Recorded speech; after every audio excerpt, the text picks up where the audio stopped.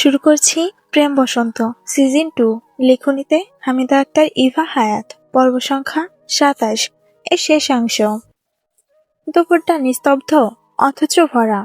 রোদ্দুর যেন সোনালি চাদর মেলে ধরছে পুরো গ্রাম জুড়ে। মাটির পথে সূর্যের আলো পড়ে ঝিলমিল করছে। ধুলো উড়ে গিয়ে বাতাসে মিশে আলো হয়ে ফিরছে। আম গাছের পাতায় পাতায় ঘুমন্ত ছায়া। খেজুর তলার নিচে অলস সময় বসে আছে। দূরে পুকুরের জল নিঃশব্দে চকচক করে, যেন দুপুরের চোখে জমে থাকা এক ফোঁটা আলো। ঘাম আর আলো মিশে গ্রামের শৈলে লেগে থাকে সোনালি এক গল্পের মতো। হঠাৎ করে কেমন অতিরিক্ত গরম পড়া শুরু হয়েছে। কায়নাত অর্ণের ঘর পরিষ্কার করছিল। কোমরে আঁচল গুছে ছোট্ট মেয়ে কেমন গিন্নি সেজে আছে আজ। বধূ সেজেছে অর্ণ চৌধুরী। সে বারান্দার ময়লা ঝাড়ু দিয়ে পরিষ্কার করে আঁচল দিয়ে কপাল মুছল। নিচে দেখা যাচ্ছে আজকাল চৌধুরী কাদের সাথে যেন আলোচনায় মগ্ন বাগানে বসে। কায়নার দৃষ্টি সরল। অর্ণের ময়লা কাপড়গুলো ছোট ছোট হাত দিয়ে ধুয়ে সোজা উঠে এলো ছাদে। রোদের প্রখরতায় শরীর জ্বলে উঠল তার। খালি পায়ে যেন ছাদে দাঁড়িয়ে থাকা শাস্তি মনে হচ্ছে। সে অর্ণের কালো পাঞ্জাবি দড়িতে দিতে অনুভব করলো পায়ে ঠান্ডা লাগছে। সে ফট করে পাশে তাকায়। ছোট্ট আদিকে এখানে দেখে অবাক হয়ে বলে, তুমি পানি পেলে কোথায়? আদি মিনমিন করে বলল, মায়ের জন্য নিতে বলেছিলাম। তাহলে আমার পায়ে ঢেলে দিলে কেন? তোমার এখানে দাঁড়িয়ে থাকতে কষ্ট হচ্ছে না? কায়নাতের মায়া হলো। ঠোঁট টিপে হেসে আদির চুল এলোমেলো করে দিয়ে আবার জামা কাপড় গুছিয়ে দিতে দিতে বলল, খুব ভালো, সবসময় এমন লক্ষ্মী হয়ে থাকবে, বুঝলে? তা তুমি হঠাৎ ছাদে এলে কেন? কায়নাত আদির কোনো জবাব না পেয়ে কপাল কুঁচকে পেছনে তাকালো। চোখে পড়তেই বুকের ভেতরটা কেমন ধ করে উঠল। লম্বাটে অবয়ব অর্ণ দাঁড়িয়ে আছে, কপালে ভাঁজ, দৃষ্টি স্থির, ঠিক যেন রোদের ভেতর দাঁড়িয়ে থাকে কোনো অচেনা ছায়া। কায়নাত থতমত খেয়ে গেল। হাতের কাপড়টা আলগা হয়ে পড়ছে খেয়াল করে তড়িঘড়ি আঁচল টেনে বুকে ঠিক করলো। গলার ভেতরটা শুকিয়ে এলো। চোখ নামিয়ে নরম স্বরে বলল, আপনি কখন এলেন? অর্ণ এক পা এগিয়ে এলো। ছাদের রোদের ভেতর তার ছায়াটা কায়নাতের পায়ের কাছে এসে থামলো। কণ্ঠে ক্লান্তি আর বিরক্তির মিশেল। এই রোদে দাঁড়িয়ে কি করছো? কায়নাত ঠোঁট কামড়ে ধরলো। নিজেকে সামলে নিয়ে বলল, কাপড় দিচ্ছিলাম, নিচে তো রোদ নেই। হঠাৎ করে অর্ণের দৃষ্টি নেমে এলো কায়নাতের পায়ে। রোদের তাপে লালচে হয়ে ওঠা খালি পা দুটো যেন ছাদের রক্ষতার সাথে যুদ্ধ করে দাঁড়িয়ে আছে। এক মুহূর্ত দেরি না করে সে নিজেই ঝুঁকে পড়ল। বালতির ভেতর ভেজা কাপড় তুলে নিয়ে দড়িতে ছড়িয়ে দিতে শুরু করলো নিঃশব্দে। কায়নাত হতভম্ব। এমনটা সে কল্পনাও করেনি। তড়িঘড়ি বলে উঠল, না না, আপনি রাখুন, আমি পারবো। অর্ণ থামলো না, উল্টো কণ্ঠটা একটু কঠিন হলো, চুপ, এই রোদে আর দাঁড়াতে হবে না তোমাকে, নিচে যাও। কায়নাতের গাল গরম হয়ে উঠল। সে এক পা পিছিয়ে গেল, আঁচলের প্রান্তটা শক্ত করে মুঠোয় ধরল। অর্ণ একে একে কাপড় ঝুলিয়ে দিচ্ছে, কালো পাঞ্জাবি, সাদা শার্ট। তারপর হঠাৎ করে কায়নাতের নিজের জামা কাপড়ও দড়িতে তুলে দিল। মেয়েটা লজ্জায় চোখ তুলতে পারছে না। অর্ণ তার শাড়ি দড়িতে সুন্দর করে মেলে দিয়ে ক্লিপ লাগিয়ে দিল। কাপড় নাড়ানো শেষ হলে বালতি হাতে নিয়ে গেটের দিকে যেতে যেতে বলল, কারোর দিকে এভাবে নজর দিতে নেই, সম্ভাবনা বেশি। ধীরে ধীরে অর্ণের কালচে ছায়া মিলিয়ে গেল।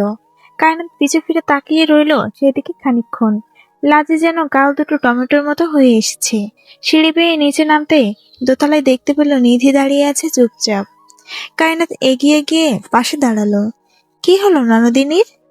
অমন মুখটা কালো কেন? নিধি দীর্ঘশ্বাস ফেলে বলল, ভালো লাগছে না কায়নাত। দাদাজি কেন বিয়ে নিয়ে ভাবছেন? কায়নাত মজা করে বলল, তোমাকেও তো তাও এখন বিয়ে দিতে চাচ্ছে, কিন্তু আমাকে কখন বিয়ে দেওয়া হয়েছে জানো? মজা করছি না। কায়নাত মাথা নাড়ল, আর চোখে অন্যের ঘরের দিকে তাকিয়ে বলল, ছেলে ভালো হলে অমত করার কারণ দেখছি না আমি। আর দাদা বলেছেন এখন শুধু আঘাত করিয়ে রাখবেন, কিন্তু আমি এখন এসবে জড়াতে চাচ্ছি না। তাহলে দাদার সাথে কথা বলো, আমার ভয় হয়। কায়নাত বুঝলো সেটা। নিধিকে সান্ত্বনা দিয়ে ঘরে ফিরে এলো সে। অর্ণ বিছানায় লম্বা হয়ে শুয়ে আছে মধ্যখানে। চোখ দুটো বন্ধ, ফ্যানের বাতাসে তার এলোমেলো চুলগুলো খিলখিল করছিল। কায়নাত হাসলো, ওয়াশরুম থেকে বালতিতে পানি এনে পুরো ঘর মুছে ফেললো।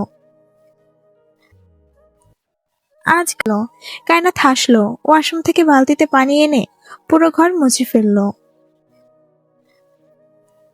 আজ কাজের শেষ নেই, সব কাজ সেরে সময় নিয়ে গোসল সেরে এলো সে। বিশাল ঘরটা আলো চিকচিক করছে তখন। ঝাড়বাতির নরম আলো দেওয়ালে বেয়ে নেমে এসে মেঝেতে গিয়ে থেমেছে। ঘরের ভেতর ছড়িয়ে আছে এক ধরনের পরিপাটি শৌখিনতা। কায়নাত ভেজা চুল আঁচলের এক কোণায় মুছতে মুছতে বিছানার দিকে তাকালো। অন্য নিঃশব্দে শুয়ে আছে, চোখ দুটো বন্ধ, শার্টের শ্বাসের ওঠানামা সামান্য। ফ্যানের বাতাসে তার চুলগুলো কপালের উপর এলোমেলো হয়ে নড়ছে। কায়নাত ধরে নিল সে ঘুমিয়ে গেছে। পায়ের শব্দ চেপে সে ধীরে ধীরে এগিয়ে গেল। বিছানার একপাশে সাবধানে বসে পড়ল সে, যেন শব্দ হলে নীরবতা ভেঙে যাবে। মুহূর্তের দ্বিধার পর খুব আস্তে গা এলিয়ে শুয়ে পড়ল পাশে। শরীরটা ক্লান্তিতে ভারী, তবু বুকের ভেতর অদ্ভুত এক হালকা কাঁপুনি। লোকটার কাছে আসা যেন বিশ্বযুদ্ধের সমান। কায়নাত চুপচাপ ছাদের দিকে তাকিয়ে রইল। ফ্যানের বাতাসে ভেজা চুল শুকাতে শুকাতে গালে হালকা শিরশির লাগছে। মনে হলো এই ঘর, এই আলো, এই নীরবতা সব মিলিয়ে যেন কোনো অনুচ্চারিত গল্পের শুরু। সে অজান্তে মুচকি হাসলো। হাসিটা খুব ছোট, খুব নিজের। পাশে তার স্বামী শুয়ে আছে ছোট্ট শিশুর ন্যায়। কায়নাত খুব ধীরে পাশ ফিরল, সাবধানতার সমস্ত শরীর জুড়ে। অর্ণ তখনও চোখ বন্ধ করে শুয়ে আছে, শ্বাসের ছন্দ শান্ত গম্ভীর। ফ্যানের বাতাসে ঘরের আলোটা কাঁপতে কাঁপতে নরম হয়ে আসছে। সে একটু এগিয়ে এসে অন্যের কপালে আলতো করে ঠোঁট ছুঁয়ে দিল। পর মুহূর্তে লজ্জায় অন্যের বুকে গুটিয়ে এলো কায়নাত। পরিচিত উষ্ণতায় বুকটা ভরে উঠল তার। মনে হলো অনেকটা পথ হেঁটে অবশেষে সে ঘরে ফেরা। দিন শেষে এই বুকের এক কোণায় তার সুখ, সকল ক্লান্তির শেষ ঠিকানা। দিনের মধ্যাংশ কিছুটা এমনই থাকে, নরম তুলোর মতো মোলায়েম। আজ যেন পুরো চৌধুরী বাড়ির মানুষদের মনটা বড্ড ফুরফুরে।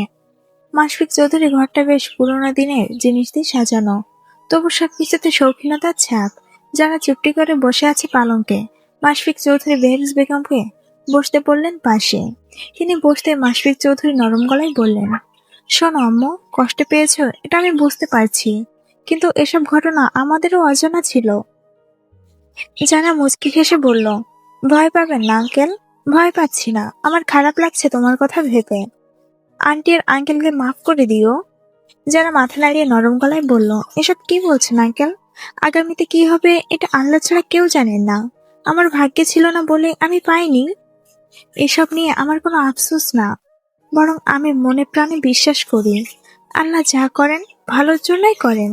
তবে হ্যাঁ, একটা আফসোস আমার আছে, আপনাদের মতো এত সুন্দর একটা পরিবার আমার হলো না।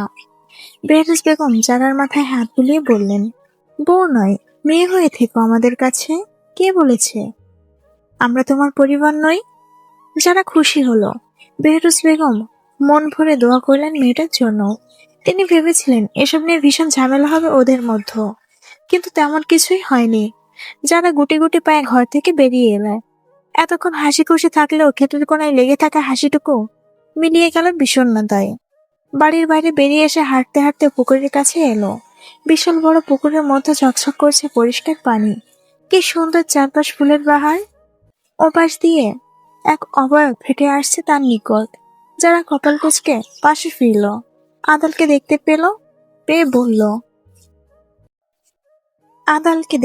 বলল, কোথা থেকে এলে? আদাল তার মুখোমুখি হয়ে অন্য পাশে বসে ছোটে দারুণ হাসি টেনে বলল, আমার কথা বাদ দাও। আজ চড়ুই পাখির হলো কি, মন খুব খারাপ বেশি? যারা দুই পাশে মাথা নাড়ায় বলে, তোমাদের পরিবারটা ভীষণ সুন্দর। আমার কেন যে এমন একটা পরিবার নেই। আদাল ঠোঁট টিপে হাসল। যারা ভ্রু কুচকে দেখলো সেই হাসি। 4 জন ভাই একই রকম, তাল গাছের মতো লম্বা মনে হয় তার কাছে। প্রেম আর অর্ণকে প্রায় যমজ মনে হলো আদাল আর আইমান কিছুটা ভিন্ন। নরম আলোয় আদালের হাসি চড়া হলো সময়ের সঙ্গে তাল মিলিয়ে। যারা দৃষ্টি সরিয়ে নিল, মুখ ফুলিয়ে বলল, হাসবে না একদম। তোমার হাসি আমার সহ্য হচ্ছে না। আদাল শব্দ করে হেসে উঠল এবার। যারার অভিমানী চোখ কুচকে গেল সঙ্গে সঙ্গে। আদাল হাসি চেপে বলল, রাগে কিন্তু বেশ লাগে তোমায়। মার খেতে ইচ্ছে হয়েছে তোমার? বিরক্ত করছো কেন? আদাল ঠোঁটের কোণে লুকানো হাসিটা আর ধরে রাখতে পারল না। পুকুরের জলে পড়া বিকেলের আলোটা যেন তার চোখে এসে খেলছিল। সে সামান্য সামনে ঝুঁকে গলা নামিয়ে বলল, এই যে রাগে চড়ুই, এত রাগ জমিয়ে রাখো কি করে? উড়ে যাবে একদিন, খেয়ালও করবে না তখন। যারা ভ্রুকুচকে তাকালো, চোখে অভিমান, ঠোঁটে নীরবতা। কাজ ঝাঁকিয়ে বলল, আমি চুলোই না, আমার উড়ে যাওয়ার দরকারও নেই আমার। তাহলে তাহলে কি? আদাল কৌতুকের স্বরে বলল, রাজহাসি নাকি দোয়েল? একটু থেমে সে যোগ করলো, দোয়েলই ভালো। মন খারাপ হলে চুপচাপ বসে থাকে, আবার একটু ভালো লাগলে গান ধরে গলায়। যারা মুখ ঘুরিয়ে পুকুরের দিকে তাকালো, জলের ঢেউয়ের আকাশের নীল রংটা ভেঙে ভেঙে যাচ্ছে। নরম গলায় বলল, তুমি সবকিছুতেই হালকা করে ফেলো তাই না? আদাল এবার গম্ভীর হলো, হাসিটা নরম হয়ে এলো এবার। সবকিছু না, তোমার মনখানা ছাড়া বাকি সব। ওটা হালকা করলে উড়ে যাবে। যারা চমকে তাকালো, কিছু বলতে গিয়েও থেমে গেল। তারপর বিরক্তর ভান করে বলল, বেশি কথা বলো না, নাহলে সত্যিই মারবো। আদাল হেসে উঠে পুকুরের পাড় থেকে একটা ছোট কাকার তুলে জলে ফেলে দিল। ঢেউ উঠল গোল গোল। মারলেও মন্দ হয় না, চড়ুইয়ের মতো তো আর আদর মাখায় না, তাই না? চড়ুইয়ের মার তো আদর মাখাই হয়, তাই না? যারা ওনার কোনা মুছে দীর্ঘশ্বাস সে বলল, হয়েছে, এবার থামো। ভালো লাগছে না আমার। তোমরা ঢাকা যাবে কবে? 2 দিন পর হয়তো চলে যাব। ও, যারা ভাবলো সে এবার ঢাকা ব্যাক করে বাইরে চলে যাবে। ফ্যামিলি বিডিতে থাকলেও তার গুরু তো দাঁতের কাছে নেই বললেই চলে। মেয়েটা উঠে দাঁড়ালো। ওর দেখা দেখি আদাল উঠতে যারা নিচু গলায় বলল, আমায় গ্রাম ঘুরিয়ে দেখাবে? আদাল কাজ ঝাঁকিয়ে পড়ল, কেন নয়?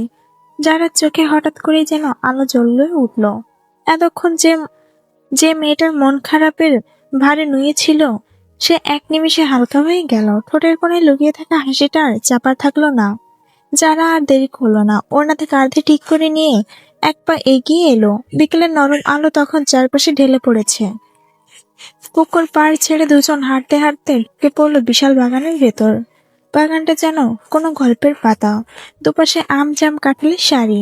পাতার ফাঁক দিয়ে সূর্যের আলো মাটিতে ছোপ ছোপ হয়ে পড়ছে। হালকা বাতাসে পাতাগুলো মরমর করে শব্দ তুলছে। মাঝে মাঝে পাখির ডাক ভেসে আসছে দূর থেকে। যারা হাসলো, এই হাসিটা আর আগের বিষণ্ণ হাসি নয়, খোলামেলা, হালকা। হাঁটতে হাঁটতে সে হঠাৎ থেমে একটা ফুল গাছের দিকে এগিয়ে তাকালো। আদালও থামলো। এই ফুলটার নাম কি? শিউলি। ভোরের সবচেয়ে সুন্দর হয়। যারা মাথা নাড়লো, সবকিছুই যেন আলাদা সময়ে আলাদা সৌন্দর্য। আদাল এক পলক তাকালো যারার দিকে, কিছু বলতে গিয়েও বলল না, হাঁটা শুরু করলো আবার। বাগান পেরোতে পেরোতে চৌধুরী বাড়ির বড় গেটটা চোখে পড়লো। লোহার গেটের পায়ে পড়া আলোটা তখন সোনালি হয়ে উঠেছে। দুজন পাশাপাশি দাঁড়িয়ে এক মুহূর্ত থামলো। যারা মনে মনে ভাবলো, এই অচেনা জায়গাটা আজ হঠাৎ করে খুবই আপন লাগছে। আর তার পাশে থাকা মানুষটাকেও কেমন যেন আলাদা করে আপন মনে হচ্ছে। আদাল গেটের দিকে এগোতে এগোতে বলল, চলো, এটাই তো শুরু। যারা হালকা হেসে মাথা নাড়লো। দুজন একসাথে বিশাল বাগান পেরিয়ে চৌধুরী বাড়ির গেট দিয়ে বাইরে বেরিয়ে গেল। বিকেলের আলো, নরম হাওয়ার অনুসারিত অনুভূতিগুলোকে সঙ্গে নিয়ে এখন কি বলা যায়, তাদের নতুন সূচনা, নতুন মিষ্টি মাখা বিকেল। কি হয়েছে? প্রথমে অনের প্রশ্নে কায়নাত মাথা নাড়িয়ে বলল, পায়ে একটু ব্যথা পেয়েছিলাম, ঠিক হয়ে যাবে। অর্ণ হাত বাড়িয়ে হঠাৎ কায়নাতের পা টেনে ধরতে এসে চমকে উঠে বলল, পা ধরছেন কেন? ছাড়ুন।